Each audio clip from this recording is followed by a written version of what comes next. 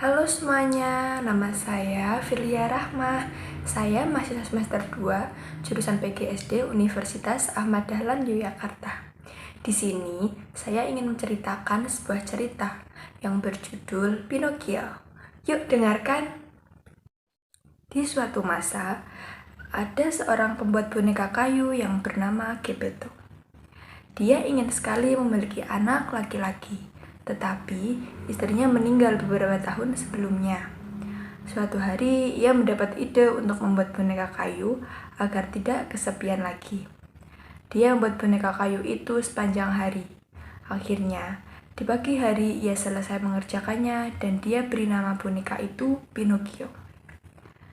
Setelah itu, ia merasa kesepian lagi karena Pinocchio tidak bisa berjalan atau berbicara. Suatu malam, Geppetto berdoa kepada peri biru untuk menjadikannya seorang anak yang nyata. Karena dia selalu memikirkan itu dalam pikirannya. Pada keesokan harinya, ia terkejut karena Pinocchio hidup. Dia mengajari Pinocchio cara berjalan, cara membaca, cara berbicara, dan melakukan hal-hal lain selayaknya manusia. Dia kemudian belajar di sebuah sekolah dasar.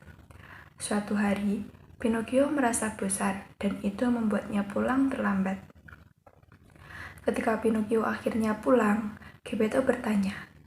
Dia mengatakan bahwa ia berada di sekolah, tapi sebenarnya dia tidak di sekolah.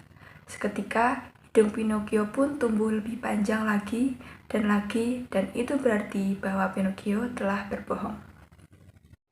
Keesokan paginya, Pinocchio diculik oleh seorang pemilik sirkus. Pinocchio kemudian menjadi budak untuk sirkus tersebut. Dia begitu terkenal karena ia adalah boneka yang bisa berbicara. Geppetto khawatir tentang dia karena Pinocchio belum pulang selama hampir 2 hari. Dia mencoba untuk menemukan Pinocchio kemana-mana, tapi ia tetap tidak menemukannya. Ketika ia mencari Pinocchio di laut, gelombang besar menghempaskan Geppetto. Dia kemudian berada di perut ikan paus ketika ia terbangun. Geppetto tidak bisa menemukan cara untuk pergi keluar dari sana, dan akhirnya ia terjebak di dalam perut ikan paus tersebut. Di sisi lain, Pinocchio akhirnya bisa melarikan diri keluar dari sirkus tersebut. Dia pulang, tapi tidak ada siapa-siapa di dalam rumahnya. Akhirnya, ia mencari Geppetto di laut.